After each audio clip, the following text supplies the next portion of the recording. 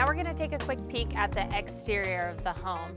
So the first place that I do take is if there is any type of decking or balcony or things like that. That's one of the first place a pest inspector is gonna take a look about the condition of that part of the home.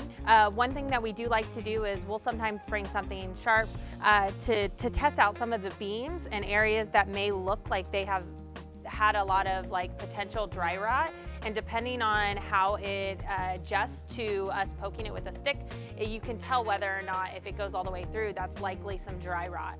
So that's something you're going to want to look at when looking at balconies and decks, as well as up here on the beams and around the gutters. That's sometimes where we do see a lot of dry rot, and you'll be able to tell that sometimes even just visually by taking a look.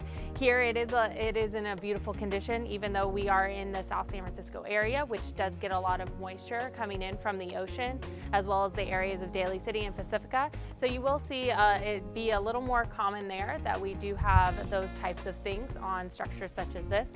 While we're outside, we'll also try to take a look at the roof and the stucco or the siding to see the condition of that as well. And you're always just going to want to take also a look for resale, the curb appeal. You're going to want to check to see are the neighbors taking care of their homes and those types of things. Here we're in this beautiful community, and so everyone does an amazing job of keeping up to date with their property, and so it helps with that resale value down the road. Now we're going to take a look at the garage, where we typically find a lot of the items for the home that build it up, the furnace, the hot water heater, which keep it warm.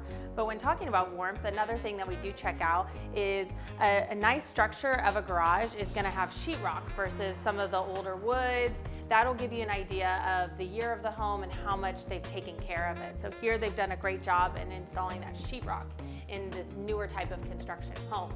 Brings a lot of warmth when we're in here. And the next thing we're going to take a look at is the hot water heater and the furnace. So those are located here in the garage, and you're going to want to check the dates. These typically have stickers so you can get an idea of how old the furnace and the hot water heater are, so you can have an idea if when you move in, if that's something you're going to need to replace within the first 5, 10, etc. years.